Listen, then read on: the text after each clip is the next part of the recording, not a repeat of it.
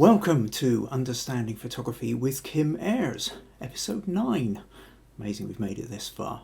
Coming up on tonight's podcast, I'm going to be talking about a photo I did for Rebecca called After the Show. I've got a wee behind the scenes video for that, and I'm also going to take you through the photos that led up to the final one we chose. Also, I'm going to be talking about the notion of the use of coloured gels in photography and the impact that can have on the lighting of your images.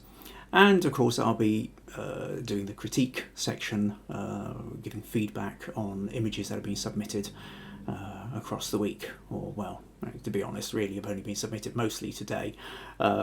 If you'd like to join in with that and get your own photos, get feedback on your own photos, then make sure you join the group Understanding Photography with Kim Ayres and submit your images. If you find any of this particularly interesting or useful, do please consider the idea of donating to paypal.me/Kim Ayres. It's not compulsory, but it is always appreciated. And finally, comments, Facebook. Yes, if you're watching this live as we go on Facebook, do please leave a message in the comments. Say hi. If you have any questions as we go or any thoughts, then just write them in, and periodically throughout the evening I'm going to be checking in to see what's being put and hopefully respond. So that's pretty much the intro out of the way. So let's talk then about this photo for Rebecca. So I will pull that up, flip that over, and this is the image that I want to talk about in the first part of tonight's podcast. So this shot here is loosely titled After the Show. And what happened, Rebecca here, it was a photo shoot for her. She'd actually won a competition I did. And so we met up for hot chocolate at In-House Chocolates in Castle Douglas and had a good chat about what kind of photo shoot she would like. And initially, it was one of these things where you come on with one idea, and then as you start talking, it sort of morphs into something else. And her first thoughts were kind of Moulin Rouge, and that notion of flamboyance and out on the front of stage and what have you. But as we started talking more, it really came out that she had more of a sense of what was really interesting her was the notion of after the show. What happens, you've got all the bright lights and you've got all the glamour at the front, but what happens when you go backstage? And then backstage is a bit grimmer, it's a bit darker, it's maybe a bit shabbier. All the lights and the glow of it all is gone.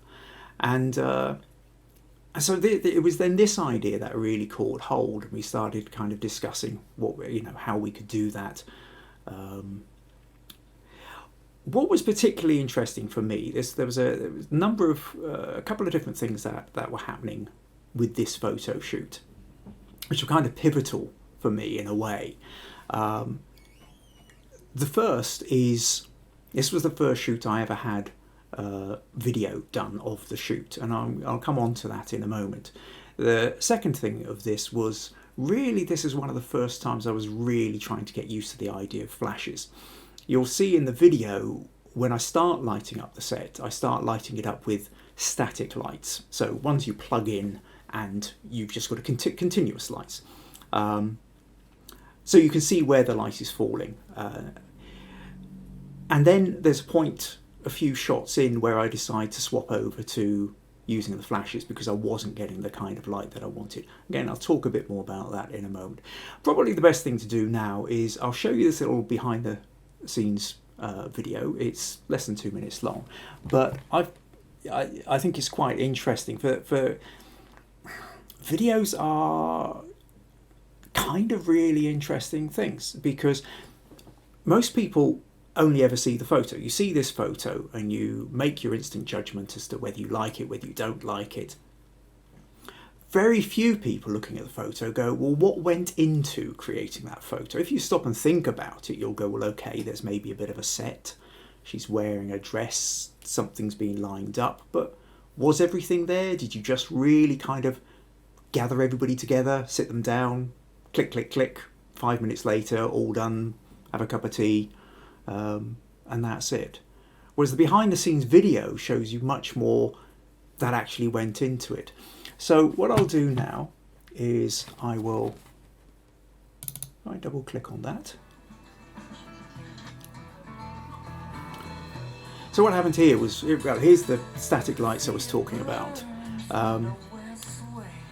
Rebecca's brother, Dave, was playing with his camera, which had a little video option on it, so he started filming what was going on. And then at the end of it, he just gave me all little video clips, and then I strung them together. Little sort of 2-3 second edit clips each time, and shoved the soundtrack over the top. What you can see here is I've tethered the camera to the laptop so you can see what's going on. And we've built a set. And bit by bit things are sort of being adjusted. So Rebecca's got her nieces doing her hair and makeup for her. Deciding on the poses, we're checking against the laptop to see what's working, what isn't, how we might need to change the lighting. Hair is getting dealt with again.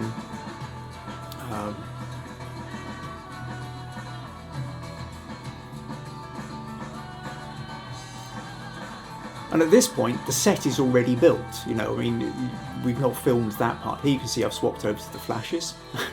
Cold floor. This was shot in, I think it was in February. And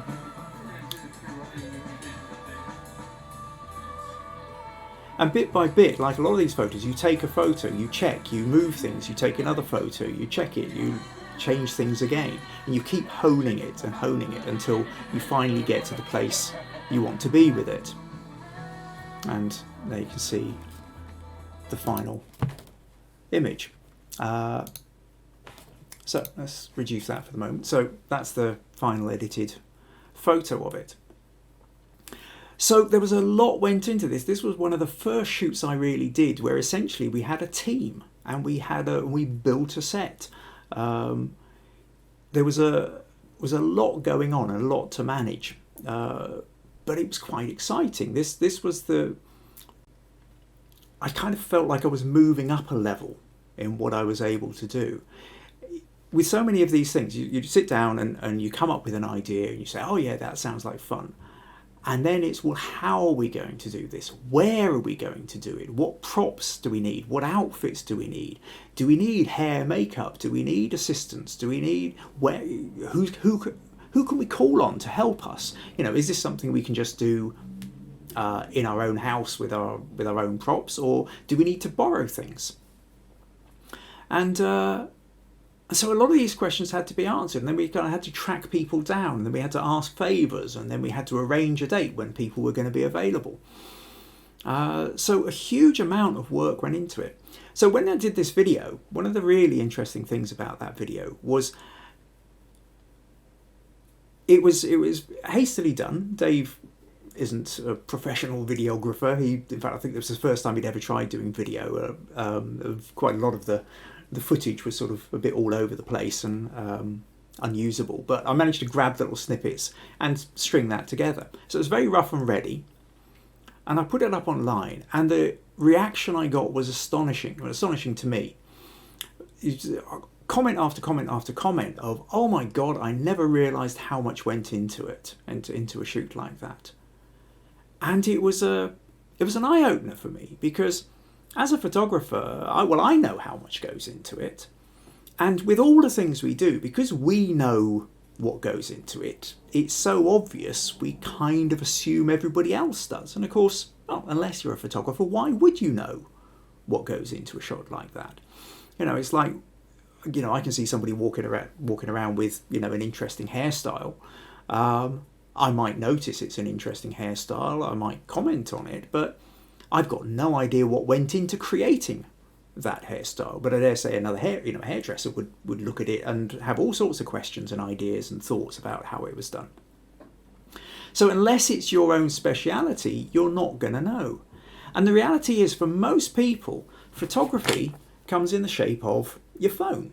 You know, it's got your camera on it, it's got your built-in, you turn up, you like that, you aim it up, you click and, you know, do 2 or 3, or you do your selfies or whatever, and bam, that's it. That's all you do. You don't spend more than a few seconds, a minute or two at the most, doing your photography. So the idea then that we actually created a set and we had people in to work out hair and makeup and clothing and props and a venue and all this kind of stuff is just, it doesn't occur to most people.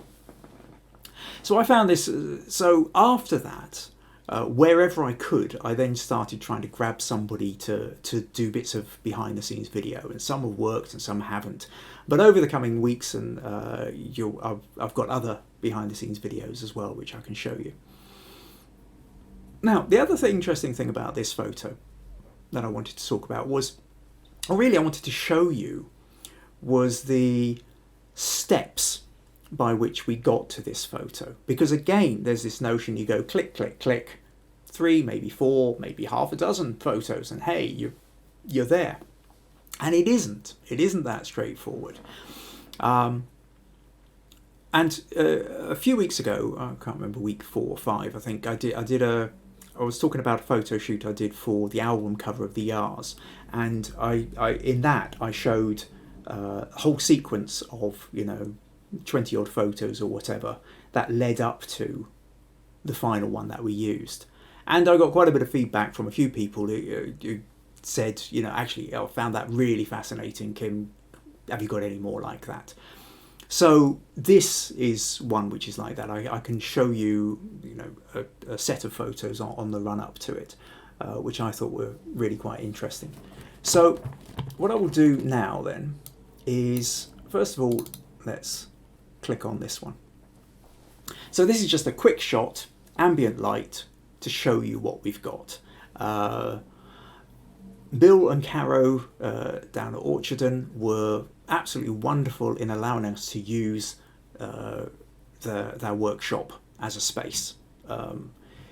So that was great. And then we had various bits of help from with Alice, who lent us this. Alice certainly lent us dresses and costumes and outfits for Rebecca to wear. I can't remember whether the velvet backdrop was hers or not. I think the mirror with the sort of bits of peeling paint could have been Dave's. And basically there were various people sort of brought in various different objects and props, and we've got peacock feathers and candles and things. And so we created a set. Now the great thing about photography is what happens 1 inch outside the edge of the photo is completely irrelevant where the photo is concerned. You don't know. So as long as the picture sort of stayed within that and you couldn't see the background, then nobody was going to know where it was shot or what the set was like. So that's then a kind of just zooming in, sort of trying to get a sense of the space. You know, so we've got there. That's the full side of it, and you know, that's zooming. So is this the kind of bit we're going to work with? So this was Rebecca's first dress. The idea of doing something bouncy and you know, lots of feathers and texture and bright and everything. So again, test shot. Okay, plonk yourself there. Let's just sort of see what the shape of this is going to look like. Because at this point we've had this idea of after the show, behind the scenes, back in the dressing room, but we've still got to make it happen. We're still designing it as we're going. Unlike the other week when I sort of showed you this kind of thumbnail sketch that I was doing to design the photo, there wasn't anything like that here. We were seeing what we had and then we're deciding how to design it once we saw what we got. So zoom in a bit. Okay, does that give me a slightly better sense? Okay, Rebecca, turn. So she's now sitting sideways on the chair, but oh, that's not a good look. Let's try something else. What if you try sitting forward? Now we can kind of start to see there's something interesting in that. It's obviously not right. It's not necessarily what we're looking for, but there is something interesting in it. Now, at this point, you saw in the video that, in fact, actually, let's just pull that up again and I will slide this back to here, where, so you can see I'm using these static lights, putting a little cover over them which diffuses the light a bit, and then moving it into place. So I'm moving this light just behind the peacock feathers to shine a light, to light up Rebecca at that point. So you can see here as she walks, we've got the light over there, she's moving towards that. And then I've got a second light behind her to light up the back. So let's just minimize that again. So she's being lit from either side.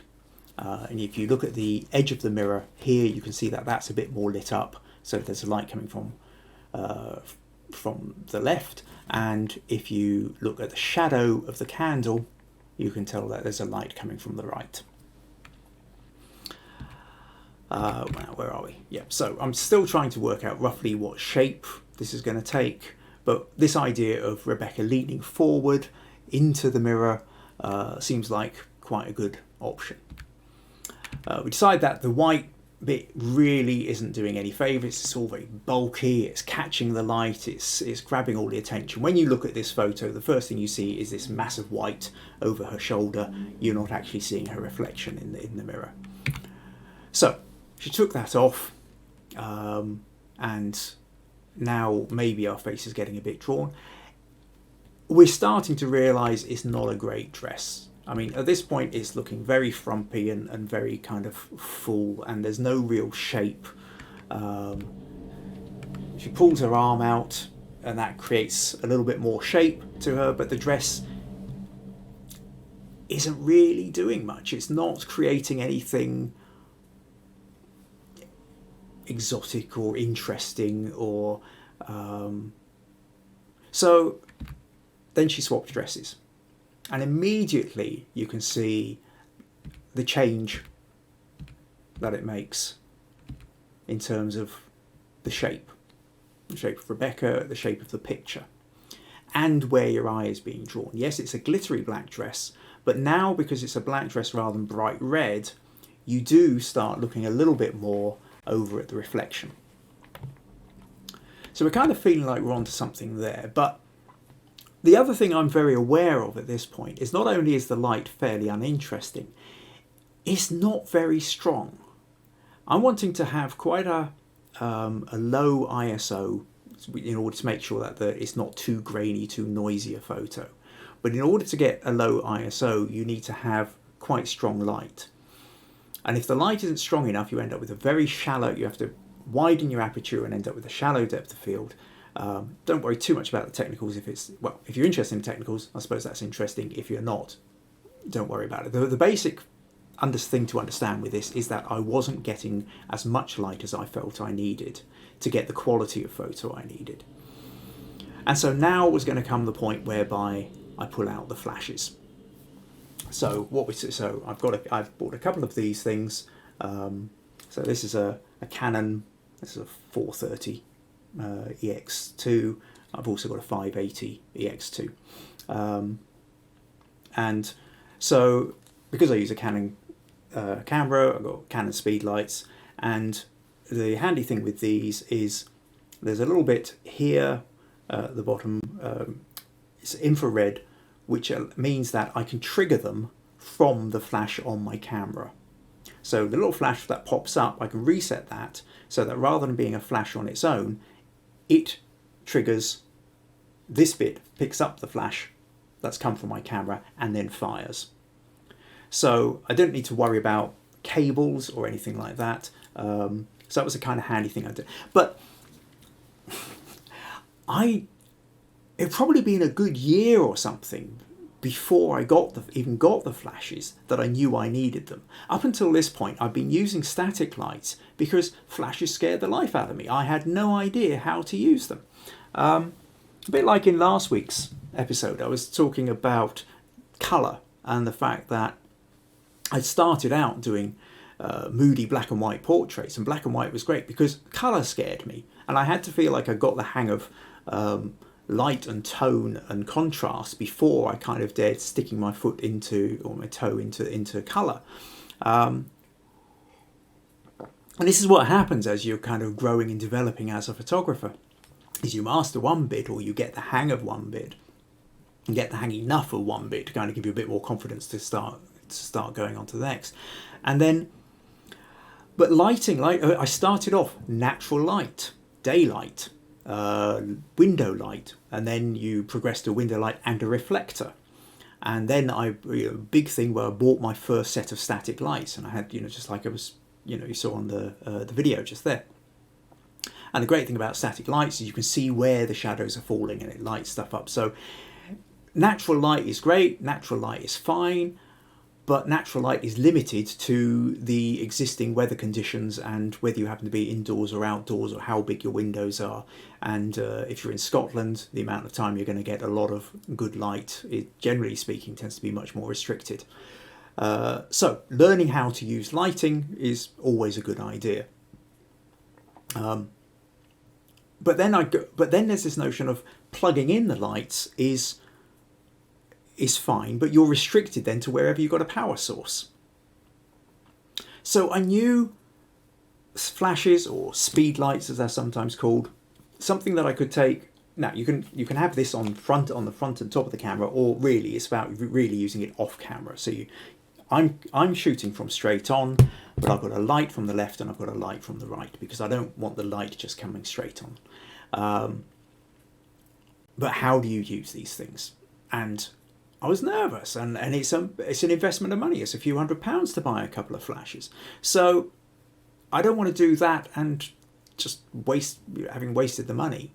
So watching YouTube video after YouTube video, grabbing anybody I knew who had a faintest idea of how to use them, trying to squeeze them for as much information. And eventually I bit the bullet and bought myself a couple of flashes. And this was one of the first times that I really decided to use them, was in this, because if I wanted to get this photo at the level that I wanted, then the static lights just weren't going to give me. So when we move on to here, what I've done now, you can see there's now much, much brighter light coming in from the side.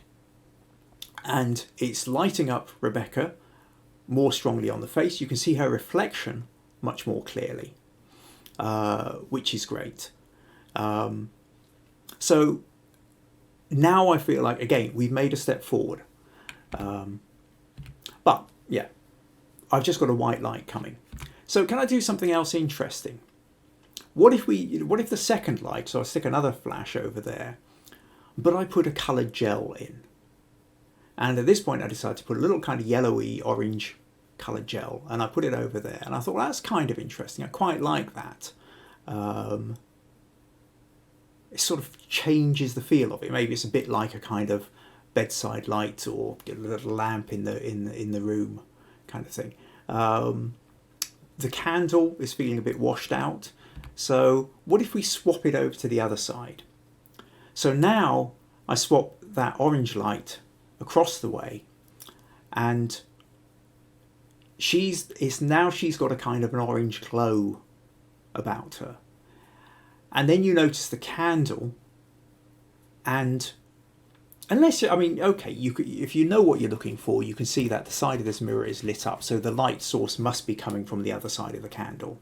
She's not lit by the candle itself. But unless you're looking for that, your assumption is you see her in an orange glow and you see a candle there, so you assume she's lit by candlelight, and suddenly that becomes, it's darker, it's moodier, it's more romantic, and we've kind of moved quite a way just from that to that.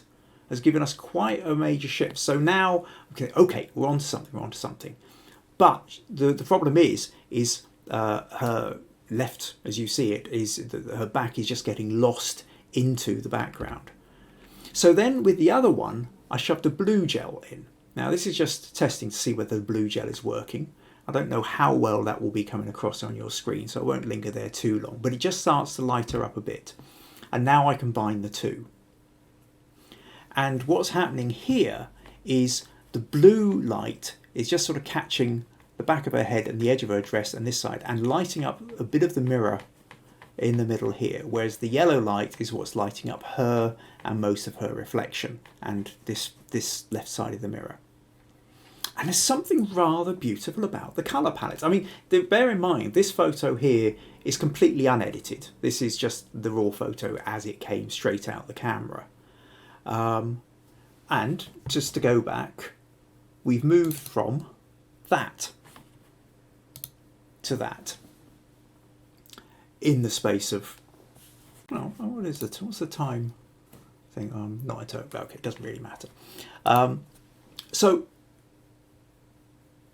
this notion of you're chasing something, and you know, first of all, yeah, not happy with that dress, not happy with that position. Okay, well, I don't really like the lighting. Swap the lighting. Ooh, colours. Swap the colours around.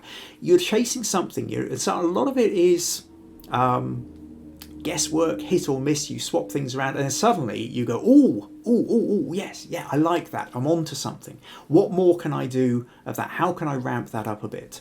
And so you can see now that with this one, we're kind of much closer to where we were with the final image. There's still more things to go. So let's sort of change the angle a little bit. How am I coming in? Am I going out? Quite like this kind of close in. But I'm pulling back out, just sort of trying variations on it. It's quite dark, but I know I can lighten this up. Now, here's actually a leap between. One little bit here is, up until this point, if you look at the dress on her shoulder, the dress is going over her shoulder. We've got this kind of curve around the shoulder, and that's all very well. But we thought, well, what happens if you take the dress off the shoulder? What if you create, and there? And suddenly that's another step of transformation. Now you're getting the shape. You can see the shadows, the bone of her shoulder there. You're getting more flesh, and we've got this lovely diagonal here. And this diagonal really seems to add an extra bit of energy to it. I mean, for those who watched, I can't remember, episode 2 or 3, I talked about the power of diagonals in images.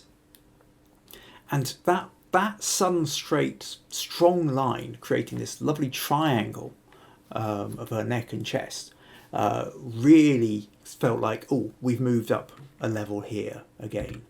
So now we're trying to sort of get her to lean in a bit more. I'm not quite so fond of the fact that her arm is sort of now sort of straight as she's so push the arm down a bit. And then here's another one where instead she now really stretches her shoulder back. And she's, I mean, we're looking at this and it's supposed to look kind of natural. This was so unnatural.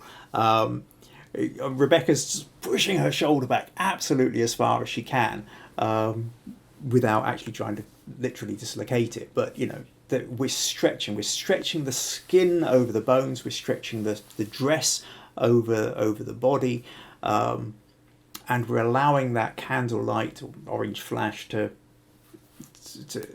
create that lovely splash of colour. She turns her head again, trying it again, a little bit more. Then I move in, and that's too far in, and pull out. So that's basically the last of the. That's the photo, and I go, right, we've got it. I'm really happy with that, and then I edit it, and in the editing, I pull out more of the blues, and I lighten it. But you can see basically I've kept the shape, I've darkened down the left side where the mirror is, which is kind of grabbing too much attention, vignetted it, pulled the attention back to her and her reflection.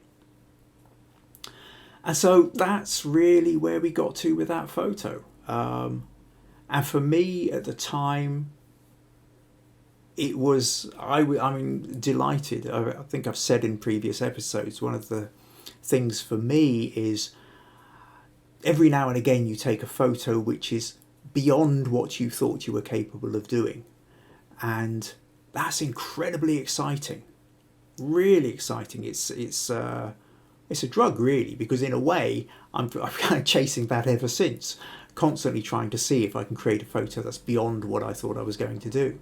So to go back, if we look at this photo, which is kind of where we started, starting with a set, and then we get up to here. This is the point whereby we think, okay, we're onto something. And we know we're onto something, but we don't know yet where we're going to go.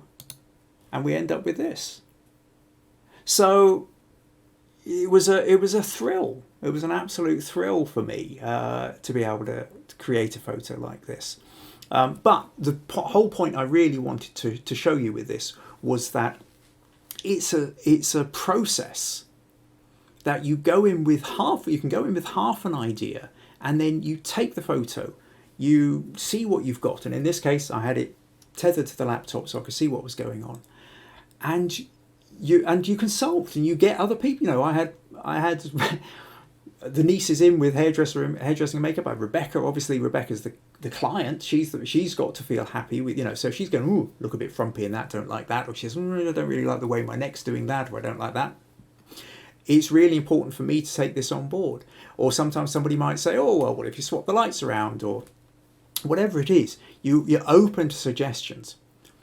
Always listen to suggestions from other people. You don't have to act on them. Sometimes people suggest things and you go, no, that's not for me.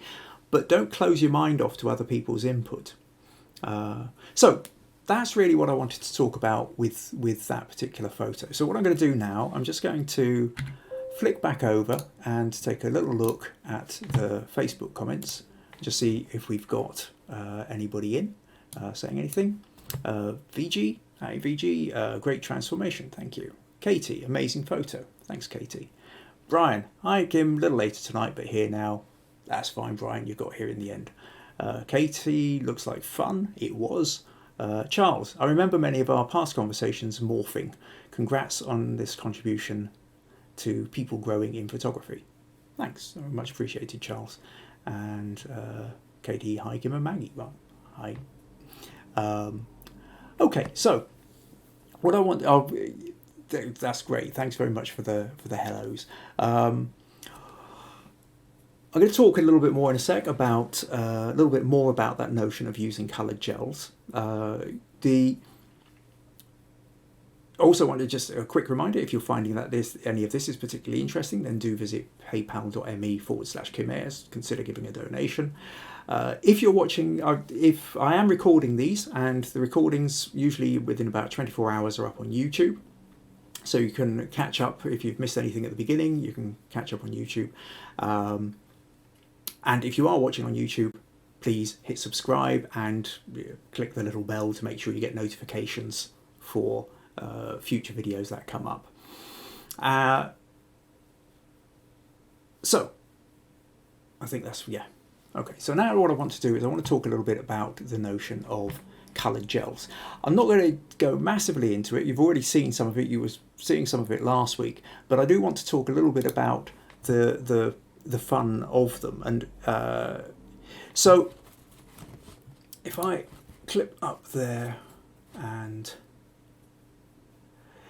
there was, I mean, basically the thing is, let me just show you here. It's really simple. Once you've got your off-camera flash, one of the things that they have, most of them tend to have, is you can pull a little bit out here and it creates this. And this is a kind of a bit of a diffuser. So basically what happens is the light, instead of the light going absolutely straight, it hits this and it spreads out a little bit more. So that's the purpose of this. However, there's an extra little fancy bit, which is, I've got a little, I mean, this was literally a little pack of photography gels, which I got in a cheap pack from Amazon, I think it was. And you can see a little square there. So that's an orange one, blue one, red. So, I mean, all they are is a little sheet of cellophane, just slightly larger. And so what you can do is you can just flip that up, slot that in, and stick it over. And quite simply, it kind of holds it in place. Now, you can get proper little things that you can stick over the front of the flash and to slot these into. I think I got one with a pack and never really quite got round to using it. It slots in, it does the job. If you don't want to go as far as that, I mean, honestly, whether it's the insides of certain sweetie wrappers, or bits of old, you'll find bits of coloured cellophane in all sorts of bits of packaging. Experiment. If you've got a flash that you can take off camera and still trigger, whether it's through remote triggers or the light system that I was talking about, or a cable, stick it off to one side and stick a bit of colour over it, and it's really as simple as that. You end up with different colour things going on. To give you a taste of a couple of ways I've used this kind of thing. You saw, for those of you who were watching last week, I was talking about the photo. So let's pull up this photo. This one, where it's a colourful photo, and I've got a blue gel over here and I've got a red gel over here, and that's really adding to the richness of the colour. But I've also got the main light coming in, just sort of to light them in general. But what happened here, there was a couple of photos where, there was a couple of times where the main one didn't go off. So if you look at this, here you can see it's just blue and just red came out. So that's what you can see, where it sort of is lighting up, and you get some really interesting effects going on. Now, you can't see the face. For the purpose of the shoot, this was no good, but I quite liked it. And then there was another one where, in fact, even before this, while I was testing the lights, Lamnesha was just before she got changed into kimonos, was just sitting on the edge of the bed. And you've got this silhouette, it's sort of partial silhouette, and you can see her face lit up in red on one side, blue on the other, again her shoulders creating, and then the background, the cloth in the background also, the folds are catching the light, and there's something really quite interesting about it, quite fun about it. And I think if I hadn't been so caught up in the fact that actually the shoot wasn't about these colours, the shoot was about the kimonos, then I might have sat and played a bit more with that. And in fact, playing with blue and red ones, a few years ago, my niece Kesha is a DJ out in Indonesia and Southeast Asia. She does a lot of amazing stuff. And she was back in Britain, and I was doing a wee photo shoot for her. And we had another one where I was just playing with the coloured gels. And I think, although this wasn't what it was meant, the main photos, she did kind of fall in love with this one and wanted to have a copy of this as well. So you can play with colours just to sort of go a little bit more graphic design, really, if you want. But that's using colours where it's all about the colour. But so often what you can do is you can use colours to emulate more natural lighting when the natural lighting itself isn't giving you what you need. So an example of that would be, let's take this one. I think I was showing this one as an example a few weeks ago. That was when I was talking about diagonals with, I think, and the putting energy into a shoot. But the bit I want to draw your attention to on this one here is the light that's coming from behind Doug's head. There's a little window, and there's a yellow light which is coming through and hitting the wall over here. And it absolutely feels like what you have is a low evening sun coming through the window, hitting the wall. And it's got that really warm golden hour, just pre-sunset feel to it. Similarly, this photo here, done of Hannah, so slightly moved around the angle, the light's hitting the wall, but a bit of it's just catching the edge of her hair, lighting up. And I can guarantee you, without that light, this would have looked all the background would have been quite dull, and she would have just had a white light on her, and it wouldn't have been anything like as interesting a photo. But the thing is, with that light, that little window behind Doug's head there is actually only about 6 foot away from a wall on the side of the house. The sun doesn't get there. The sun cannot. There's no scenario ever where the sun could possibly get in at that angle. And what had happened was I wanted to have a backlight, but it was a very small space and there wasn't a lot of, and I couldn't really figure out where to put it, but they had this window. So I went and put the light outside the window. I put it through an umbrella, a diffusing little kind of like a diffuser, a white, it's like a sheet in a way, but the light goes through it and it casts through and it lights up the window, but with an orange gel on it, and it's that which is casting the light behind. Another example where you can play, where I played with the light, was this one shoot I did for a project called The Lost Chronicles of Galavidia, where people were dressing up in historic characters from Dumfries and Galloway, this corner of Scotland that I live in. Here we've got Matt dressed up in chainmail, looking very ferocious with his sword and everything else. And what we've got here is I've got three different lights, 3 different coloured gels, in fact. So the main light that's coming in and lighting up his face is, and also got a very thin yellow thing on it. And what I wanted to do was create a kind of feeling of candlelight, because he's got this great big fancy candlestick just off to the right here. So getting that candlestick. But then what I've also done is I've put a flash with an orange gel over in the fireplace on the right. Now from here, because it's just on the edge and you can't see the full fireplace, but you can see the glow, you naturally assume that there's a fire glowing in there. And then I've put a blue gel over in the window on the left. It was just a little to look almost like a kind of shaft of moonlight kind of coming through, and that's lighting up this side of him and a little bit under the front of the table. So 3 different lights, 3 different gels, all emulating some form of natural light. Whereas the reality is, in this space here, it's a cellar, really, at the bottom of Bittle Tower, and there's virtually no light at all. You know, there's just this tiny little slit of a window, but best will in the world, you would never be able to take any kind of photo in natural light there. So that's really, it's back to that thing then, that really what I wanted to do, to show you this again. You know, we've got the notion of, like, she's lit by candlelight here, and then there's maybe again a streak of moonlight coming through from the right.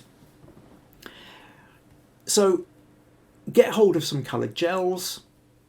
Even if you've got static lights, you know, get a sheet of cellophane of some kind. Sometimes if you've got a thin enough piece of cloth and you've got a strong enough light, you can put different bits of cloth across it. But play with the colour, you know, it gives you a whole new palette, a whole new area to play with, and it can be a huge amount of fun. So that's really what I wanted to talk about with that. So I'll just take a quick check back into Facebook.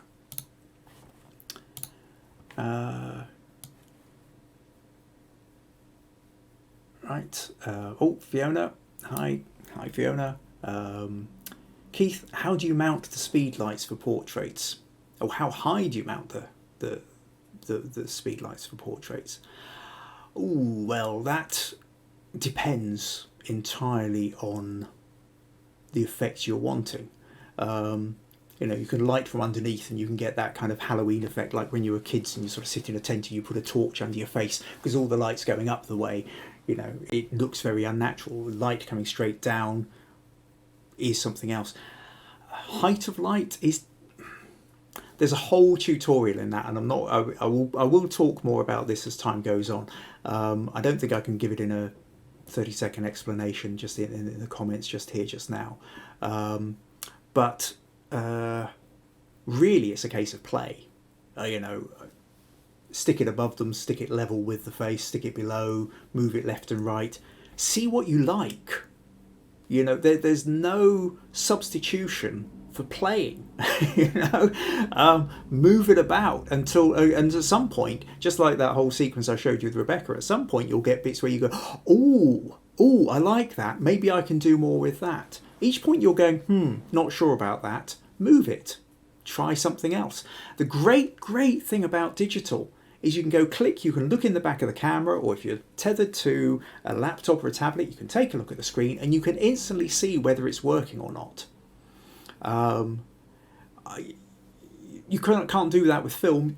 With film, you had to know exactly where the light was going to fall, because you're going to go click, and it's not until the whole thing is developed are you ever actually going to know whether you had the light in the right place, unless you were maybe using Polaroids, which a lot of the professional photographers did, just to make sure that the light was at the right angle. So yeah, we'll talk again about that, Keith, but really for the moment, play. Katie, can you let me know that PayPal address again? Of course. Take a little look at the bottom. All right, no, there's the next one saying you found it. Thank you. Brian, end result was fantastic. Thanks, Brian. Mandy, hi Kim, hi Mandy.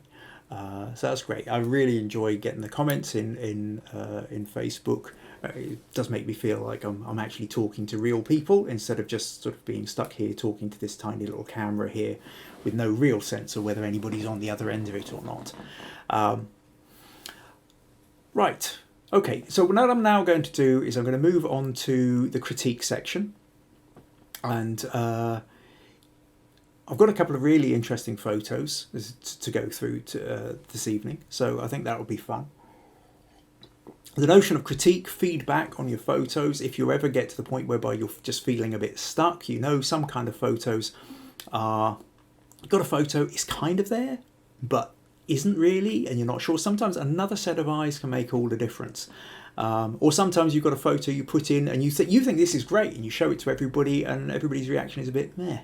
And you don't really understand why. Well, again, this is really what the feedback section is about. I can give you my eye, a professional photographer with my years of experience, and hopefully help you to move your photography past your blind spots and give you a couple of pointers to step forward, which is what this is all about. The whole point of Understanding Photography with Kim Ayres is to try and give you a better understanding of photography and what you can do with it and how you can start moving forward. So if you want to submit your images, make sure you join the Understanding Photography with Kim Ayres Facebook group. Just purely type in Understanding Photography with Kim Ayres into Facebook. The group will come up. Click on it if you haven't done already, join, and I'll accept you in, and then at that point stick up a photo that you would like some kind of feedback back on, and ideally tell me what it is about that, what it is about the photo.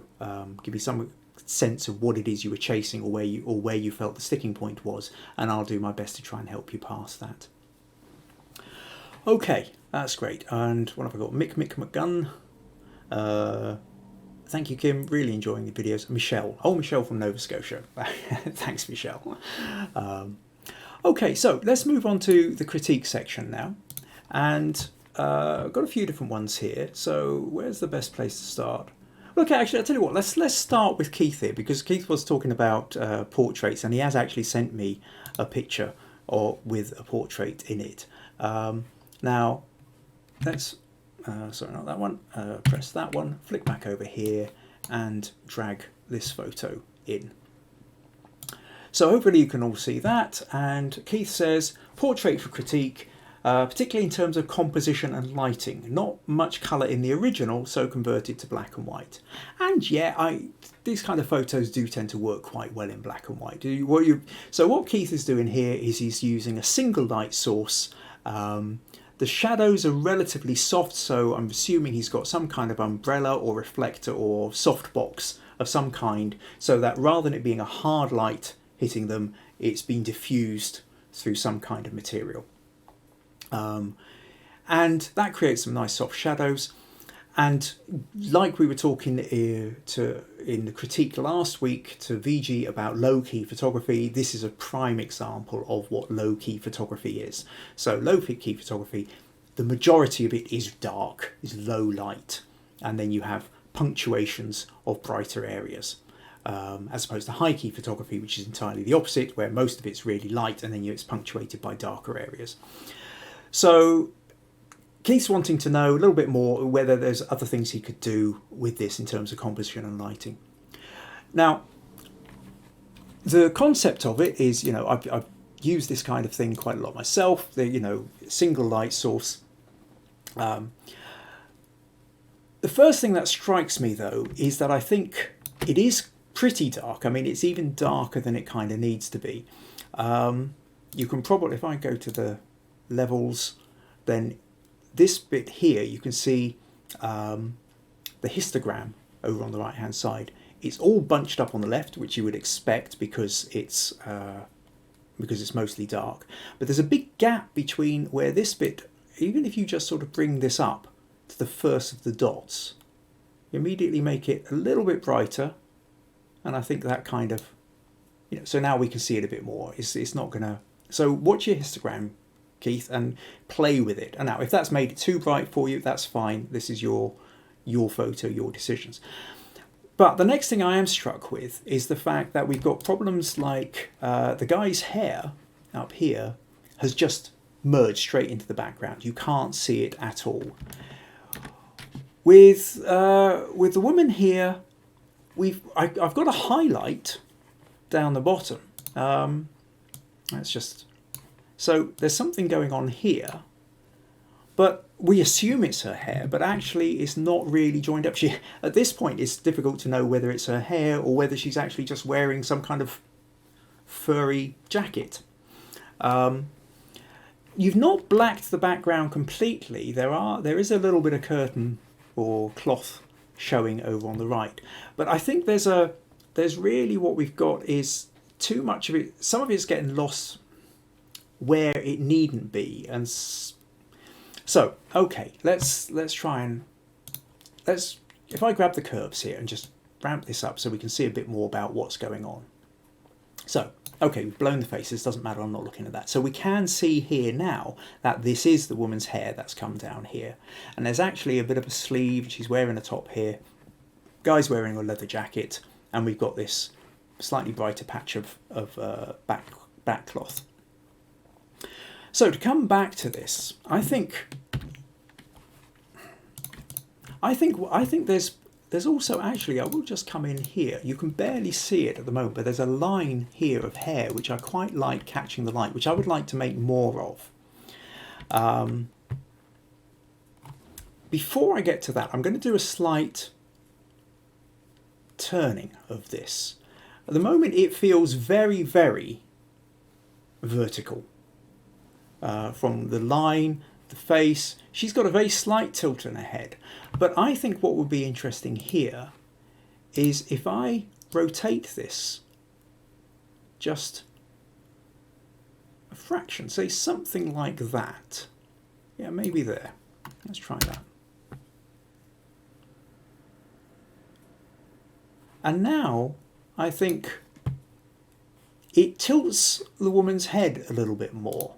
You see, from that to that, and we get a little bit more of a diagonal there. Her eyes are now a little bit more diagonal, and I think there's more of a curve that comes around here, and I would like to emphasize that curve. So what I think I would do is, now I'd probably have more chance on the unedited version, but I'm going to use the dodge tool and I'm going to put it on the midtones, and I'm really going to ramp that up for the moment, because what I want to do is see if I can just lighten her hair, or that aspect of it, a little bit more. Not doing too, what if I do shadows and just pull that? Ah, there we go. I'm not sure how well that's turning out on the screen. I can see it slightly better on the... So we get a little bit more of her hair here. And again, let's pull that back into the midtones, just because really I want to lighten up. There's a little line that runs through the middle of it here. And if we... So now what happens is, if I take this, we've got this curve. The curve of her hair is helping to come up around him. So we've now got them quite nicely nestling into that shape. Whereas previously they were kind of sort of sitting up and down. Now we've got a kind of movement, because we've tilted the whole picture forward a bit. And as her hair's come up and we've lightened that hair, we've now got more movement that comes through. And I think that's something you can play with. I mean, other options, if you actually had a second light, a backlight, maybe very soft, but off to the right of the the picture behind them, then you would just catch the edge of the hair, and that would then make them stand out from the background. Now, again, there's a certain artistic choice in that as to whether that's what you want to do or not. I am a bit concerned by the fact that his hair just disappears completely into the background, and I would want to try and make some kind of distinction with it. And then what I would also do is this little bit of curtain that is lightening up a bit, I would just darken that down. There's no need for that there. It's not adding anything to it, and you don't want to just accidentally drawing the eye where it doesn't need to be. But if you sort of lighten up little bits of his sleeve on his jacket, that's again helping you create a separation between the background and the foreground. We played with her hair a little bit. I think she's got a little bit on her sleeve as well. Can't quite bring that out just at the moment. I would have to go away and play with it. But even though they're wearing black and it's a black background, you still want to have some kind of separation, some kind of detail coming through, so they don't just look like disembodied heads floating in the sky.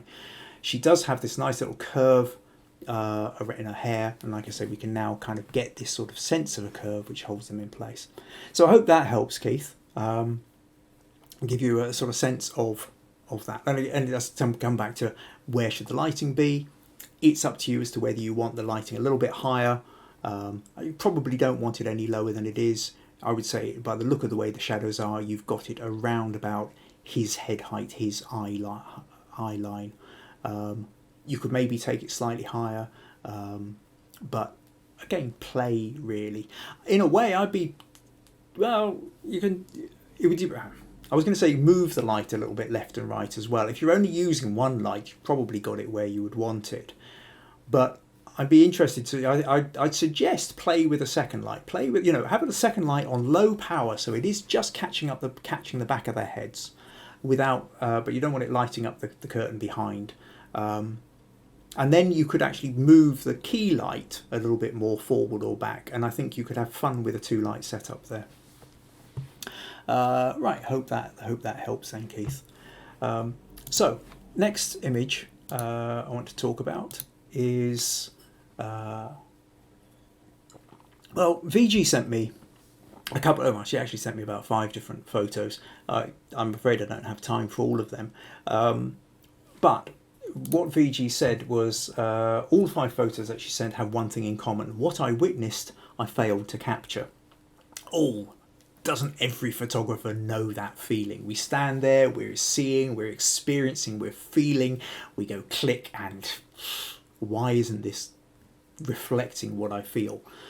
And of course, that's immediately the limitations of the camera. The limitations of the camera are that it's just creating a 2-dimensional image, and it not only is it not creating a 3-dimensional image, it's not creating the 4-dimensional experience of through time, and nor is it giving us all the different senses. We've purely got the visual. We're not hearing the sounds, we're not smelling, we're not tasting in the air, we're not feeling the breeze or the dampness in the air or anything like that. So in order to create these feelings, we have to use tricks and techniques to evoke what else these other feelings in the viewer, even though you can't directly get them. So examples of this then. So what I want to do is let's take, I'll show this one, for example.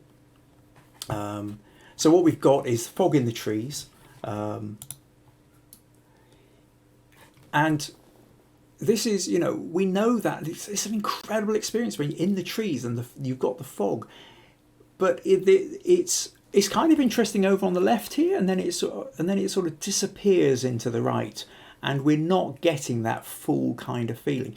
And simply, I suppose, quick answer to this one, VG, is look for opportunities to have the main light, because wherever, even though it's foggy, there is still a clearer patch of light coming from somewhere, whether it's where the trees are less dense or where the sun is potentially coming through. You want to have that behind the trees, because then it allows you to see through. And the best way I can do that is to show you an example of a photo I did. It's not the greatest photo in the world, but it goes a little bit further in showing. You see this one here, where you can now see, you know, this. It was a misty day. The sun was just starting to break through the mist in places, but because the light is behind the trees, it now allows all the layers to be shown. If you've ever tried to take a photo of a woods and you've got the sun behind you, all the light is bouncing off the front trees and the back just disappears. Any photo you've ever seen where you really get a sense of the depth of the woods, either the sun is behind the trees or there's a big light patch where the sun is coming down behind the trees. So you get light at the other end of it. And then because of that, that really tricks your eyes into feeling that you've got all these layers that are going through and you get drawn into the woods. That's the real trick with fog and trees. And fog in a lot of things, to be honest, and lighting in a lot of things. I mean, I will talk more about the notion of backlighting in fact, actually next week I'm going to be talking a bit more about backlighting. But specifically with fog, I would consider that one VG. Another one you were asking about was where was it? Oh yeah, this big tanker.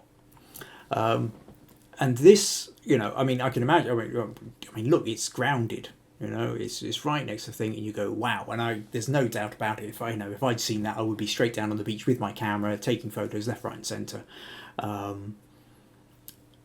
Because, you know, how often do you see a grounded tanker, right, sitting on the beach? Well, maybe I suppose certain parts of the world where it's quite common, but it's not in Scotland. But I would say your biggest problem here is quite simply you haven't given it space to breathe, or you haven't given it space to put context into it. Yes, it's a tanker, but the tanker is only part of the story. It's the fact that the tanker is grounded on the sands is the story. So if you were to take this, if you were to have, whether on a wider angle lens or standing further back, if we could see the expanse of the beach and the sea and then the tanker sitting nestled within that, then I think you end up with a really interesting photo. It's a contextual photo which gives you a real sense of the story that's going on. Other than that, the next thing is lighting, whereby you're looking for that kind of sunrise, sunset, low light in the sky, long shadows, maybe silhouetted where a bit of light is glimpsing past it. But that's a lighting thing. I think primarily with this, what this photo is about is the story of the grounded tanker, and for that you have to have the bigger sense of the scale. And just one more I will quickly do for VG is this one, and essentially the problem that you have here. I mean, again, I can understand you've got a nice path leading to the wee building.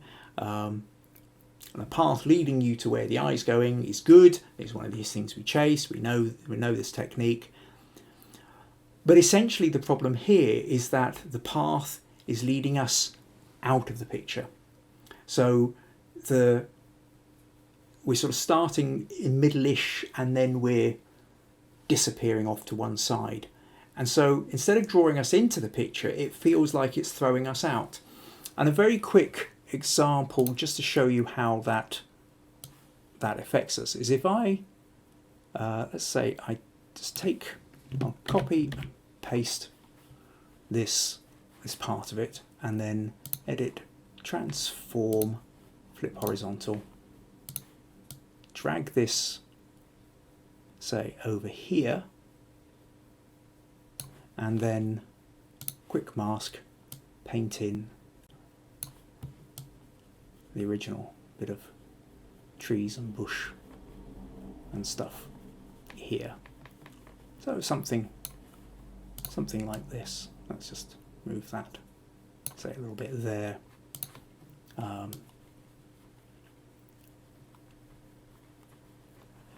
Now, very quick, but what you can see now is that the path leads you into the picture. And just as a very quick, very rough kind of, okay, I'll just crop that bit off because it keeps grabbing my attention. The difference then between that and that. The difference between the path taking you out of the picture and the path bringing you into the picture. So think carefully about, if you are using a leading line to draw your focus into the picture, then do it in such a way that you're coming into the picture rather than disappearing out. It's not to say it never works moving out, but you have to be very clear about the story you're doing if you're going to do that. Your rule of thumb, generally speaking, is you're better off kind of moving into the picture rather than out. So hopefully then, VG, that gives you a couple of different ideas for the things that you've been asking about. So with the trees, it's a notion of light, where it's coming from. With the ship, it's a notion about giving it space to breathe and giving it space to contextualize it, really get a sense of why the ship is there and the impact it's having in its surrounding environment. The fact that it shouldn't be there is the story, so you really want to enhance that story. And in this case, it's a case of making sure your lines are leading you more into the photo rather than out of the photo. So I hope that helps, VG.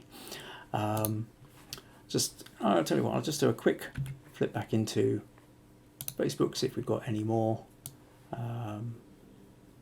Keith, thanks Kim, lots of good suggestions. I particularly like the changes, angle and height and textures in the woman's hair. Great. I'm glad that was useful, Keith, thanks. And VG, got it, thank you, great. Phew. Okay, a couple more photos I want to talk about.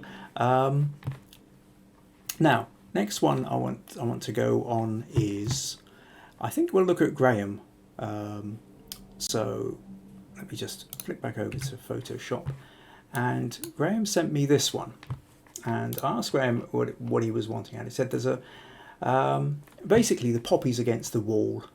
He's trying to achieve the notion of the vibrancy of the flowers that seem to have popped, no pun intended, that's because they're poppies, out from a bland background, which itself has merits, and the seeming dying, parched landscape around it. And also felt that it had a teeny bit of a Banksy feel to it. And Banksy, for those who don't know, is a very famous person who essentially does graffiti, but incredibly artistic and usually very politically motivated. But there's that notion of an image painted onto a wall. And I can kind of see where Graham's coming from for this. So I'm going to do a couple of quick edits just to kind of show you what you can do. So what do you see? You've got this plain breeze block wall sitting there, and then suddenly you've got this splash of colour. You've got these sort of almost dried up shrubs under, or bits of grasses underneath, but you've got this real splash of bright red and vibrant green against an otherwise dull background. So a couple of different things. First thing is always the crop. Obviously now he did send me an edited version. This is the unedited version as well, which he asked for. We've got this patch on the top, so obviously we just kind of get rid of that for the moment. Cropping, we can crop down, kind of go rule of thirds-ish, something like that, or you can just easily crop it the other way, maybe even extend it out a little bit, something like that. Another interesting way of doing this is actually to extend it up a bit. If you pull in from the sides, but then actually give it a bit of height. Use the content aware to see if that will fill it the way that I want to. Yeah, not brilliant, but it's not too bad. But that notion there, I think, becomes quite interesting, where you've now got this tall wall going up and just this little kind of splatter of colour at the bottom of it. So if we then go to hue saturation, now I'm going to take a colour, I'm going yellows, but I will just pick essentially this colour and then desaturate it. So all I'm doing is desaturating the wall itself without, it's taking in a bit of these colours as well. But instead of that yellowish colour, we'll just sort of take that down to a grey. Now, I don't want to take it out completely, but I just, but taking it that I think Graham did something similar with his edit as well, and I think that works better. It allows the colours of this to sort of stand out a little bit more. Within this, though, I suppose there's the notion of if you want to make that bit look more painterly, one of the things you can do if you have Photoshop and various things, you've got different filter galleries, right? There's all sorts of things we can do here, where you can have rough pastels, poster edges, film grain. A lot of different photo editing programs have different things, but I would say if you go to cutout, it becomes a little bit more interesting. Now, the cutout allows you a number of levels.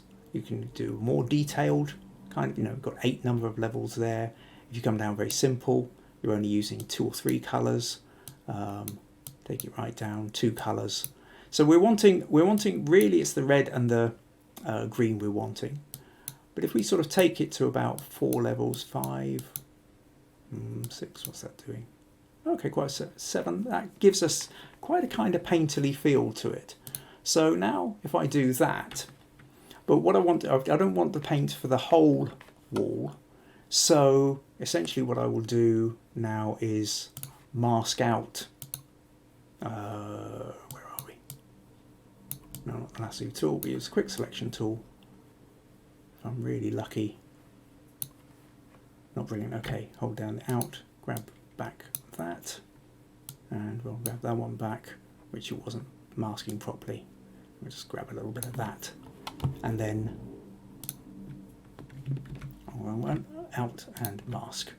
Right, so what I've done now is we've got the original wall, but now we've just got that kind of painted.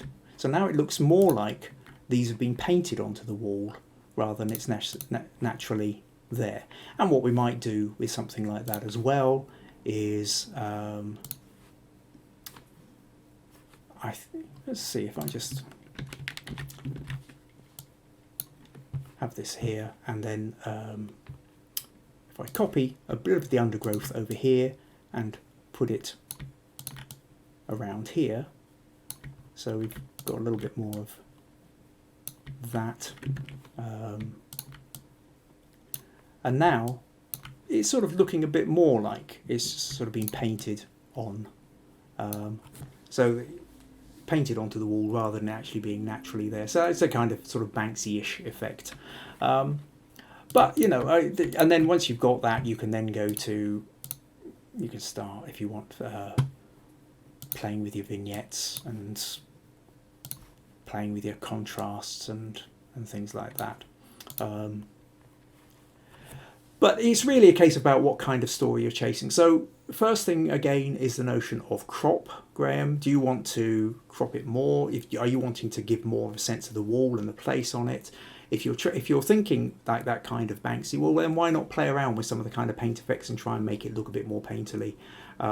Alternatively, that might horrify you. You're a natural realist photographer and you want everything to look real, in which case, there's other options you can go down. All I'm doing at this point is trying to give you a little bit of sense of possibilities and ideas. So I hope you find that one interesting. Then what else have I got? Paul. Right. Okay. So Paul has. Where's it gone? Oh, there we go. So Paul says, this image was taken in Chicago on the shores of Lake Michigan. I spotted this girl sat looking at the view and thought there may be an opportunity of a decent shot. I waited for her to do something interesting, hopefully in a non-stalking way. He says that. And took several shots, of which this is the most interesting. Any thoughts, processing, etc., gratefully received. Okay, so again, I can understand that what you've got here is you've got this amazing skyline in the background, you've got all the water, and then you've got a person doing something in the foreground. So it has the potential of the elements, foreground, midground, background, contrasting ideas between skyscrapers and buildings in the background, person, very human, doing something in the foreground. I suppose part of it, I can see you were waiting for her to do something interesting. Is this the most interesting thing that you've got? The first thing that strikes me is the sense of it being tilted. So very simply, if you look at this horizon line, it just curves down the way. And a part of that, you're obviously using a wide angle lens, and the wide angle will distort around the edges. So if we just kind of straighten that up a little bit, something like that, that immediately, I think, makes it. Now I feel like I'm not kind of tilting my head to see what's going on with it. I think part of the problem here is that there's maybe not enough going on. There's a huge amount of concrete area here which isn't really giving us anything. I mean, I'm very tempted to crop as much of that out as I can, really. That maybe helps a bit. There's city in the background here. There's more city buildings going on over here. I mean, it might have been interesting to sort of move around a little bit, because again, what we've got over on the left of the picture is large spaces where nothing is really happening. I think it's about where the story is, and the story is these buildings here, which you want to make more of, and the woman here, and it's really about trying to get that relationship between the two of them. And short of actually being there and moving around to see what angles might have worked, it's very difficult to really know. I think, personally, I tend to feel that maybe if you've got, I don't know how low a level you are, you know, maybe if you're crouching, perhaps you already were, or even, I mean, if this was a set up thing, I might even be tempted to go virtually ground level.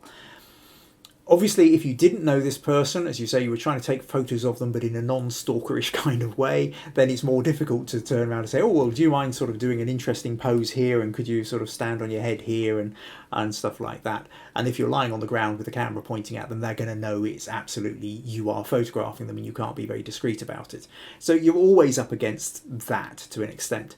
But if you're trying to get that kind of masterpiece shot, which is just going to make everybody go, ooh, then probably your best bet is you either stage it with a model or you approach the person and say, look, I'm seeing something really interesting here. Would you mind, you know, you're doing amazing positions with yoga and what have you. I'd love to be able to photograph you against this skyline. I'll give you my email address, and then if you want to just zap me, I'll give you a copy of it if anything works out. Something like that, maybe. But I feel at the moment, really what we've got is, it's kind of difficult. She's down at ground level. There's a big space of water. Then you've got the buildings, quite a big sky. The building is a long way away. She's too far from there. There's a kind of limitation to where you can go with it. I mean, of course, again, just like we did with Graham's photo there, you can vignette in the edges a bit, sort of bring your attention a little bit more, so it's not getting, you can play with contrast and, you know, if we were looking at this one last week, I'd said drop it into black and white, but actually no, black and white I don't think for a moment is going to influence. Does it make a lot of difference? Looks older, but now she's kind of getting lost down in that corner actually. So, you know, I don't think you're really gaining anything from it. So it's a tricky one, Paul. I think it's really about, if you're trying to grab something, sometimes the hit rate for street photography is very, very low. You take an awful lot of photos to try and occasionally be lucky to get the one that you want. I don't know whether that helps a bit. I hope so. So finally, last photo now that I want to look at is Alison. And Alison sent me this one of the Victoria and Albert in the V&A, rather, in Dundee. I still haven't been there. I know plenty of people who have, and it's quite an amazing place by all accounts. Now, Alison's comment was, I entered this in a camera club competition. It got nowhere. I was told my verticals needed straightening and it was too busy. Apart from that, what could I do to enhance it? I took it on a tripod, merged 3 images at different exposures together, put it through Photoshop, and this is what I ended up with. Now, I can really see what you were drawn to here, Alison. And, you know, you've got this lovely line running up to it. You've got the reflection in the pool. You've got the wonderful old 19th century boat. Was it even 18th century? Or it could be 19th century. There is a name for that boat, and somebody can probably tell me. I can't remember for the life of me. But it's a famous... But the contrast between the old boat and this hyper new building, I mean, it's only 5 or 6 years old. You know, it's really new. So that's what's drawing you to it. Now, it's a bright sunny day, and so I would imagine with your original there would have been very strong contrast. There would have been the shadows would have come out very dark, the highlights would have come out very bright. So what you've done is kind of a typical HDR way of dealing with it, where you take a medium exposure, a high exposure, a low exposure, and then you merge them together in your software so that you get the detail that's coming out of the shadows, and you get the detail, and you without blowing all the details in the highlights as well. Now, to address particularly the 2 points, the first thing is getting the verticals right. And there is a little thing here. As I'm looking at this here, I tend to feel it's tilting to my left just a little bit too much. One of the most prominent verticals here is this mast on the ship on the right, and it's over a bit. Now maybe it was anyway, but because it's such a prominent vertical, our eye gets drawn to it. So if I just, let's again take this, and I will just tilt it a fraction. Only, what's that, 1.5 degrees. Now that then becomes straight. This horizontal here at the end also becomes straighter. And I think, is that gonna, yeah, here we go. That's taken a while. It's a big file. Alison emailed me the original file. I think that works a little bit better. If we go from there to there. So we've got, I think that tilt, and it only takes 1 to 1.5 degrees, and suddenly I think it does sit a little bit better. For my taste, I would have liked the corner over on the left here of the pond, of the water reflection is just being clipped off. It would have been nice, I think, if you just got that in, and at the same time you could have gone a little bit wider and maybe got a little bit more of the boat in as well. You could have made it a little bit more letterbox, but I think, or even come back and down a little bit and got a little bit more of the foreground as well, possibly. So giving it just a little bit more space to breathe, I think would have helped. But I think the other bit where the feedback you got, which talked about it being too busy, is a problem with the HDR. Essentially what's happened here is every single detail of every single slat, rope, concrete slab, glass frame, everything is in detail and everything is crying out for your attention. So it just kind of becomes overload to an extent. I mean, if I start moving in here, now I don't know about anybody else, if I just sort of drag this up and down, my eyes start going funny. There's the movement in here, there's sort of, it's too much. And this is where you almost want to be thinking impressionist in some way. Sometimes what you don't need every bit of detail. You need enough detail that's implying the rest of it. Now in the boat, you know, again, fine, there's a nice bit of red down here and it's good to be able to bring that out. But we've got all the details of every single plank and every little bit of, you know, by the time we get to here, every little dent and burnish and rough bit in each piece of wood and paint is on show. And I think really it's kind of become overkill. In a way, what you need is something like this. You've got some great shapes in there, Alison. I mean, I really like, let's just grab a pencil tool. I like this, right, swap that to make this bigger. I like this strong line draws you up to here. We've got this nice little diagonal here. We've got this over here. We've got this over here. We've got some great diagonals running through it. we've got the reflection, we've got the boat, we've got the contrast between the old boat and the new building. But I think this is where less could have been more in terms of, you've done the HDR, but I think it's where it's kind of overkilled it. I think allowing for a lot more of this to be lost in the shadow, for more of this in the shadow, and making it a softer picture, I think would actually enhance this. I'd be very, very tempted to go back to your original photos and set about a re-editing process and say, do I actually need to have absolutely everything really leaping out at me? And one of the things I noticed, because you've given me the high res original image, if I move in to 100%, now I'm not sure how well this is coming across on your screen, but there's a lot of artifacts, and this is a classic case of over sharpening.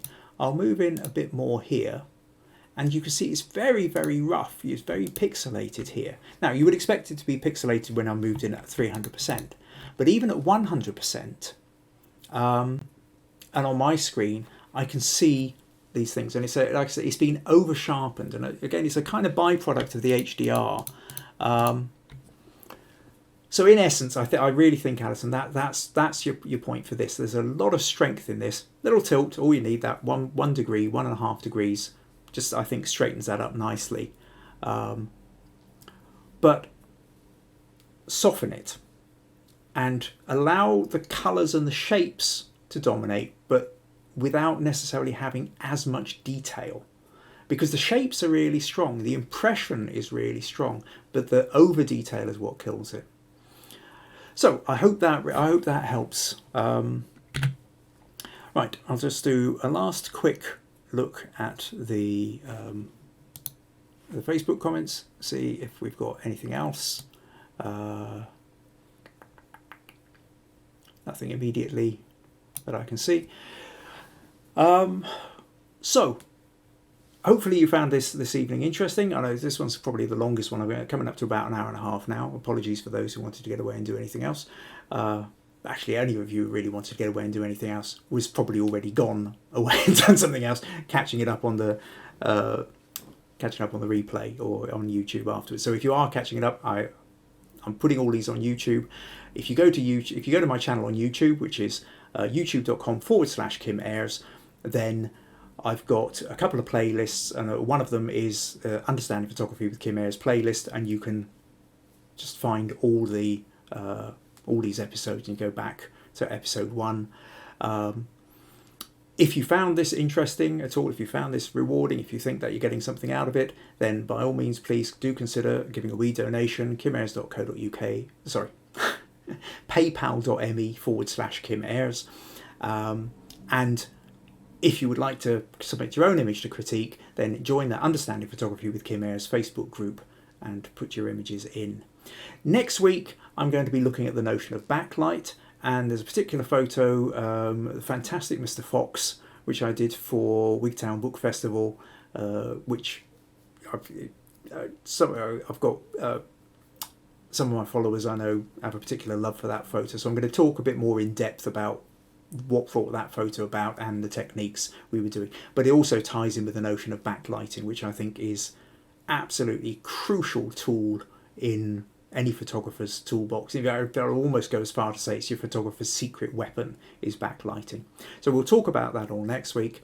And well, meanwhile, hope you have a good week. Thank you very much for joining me. Good night.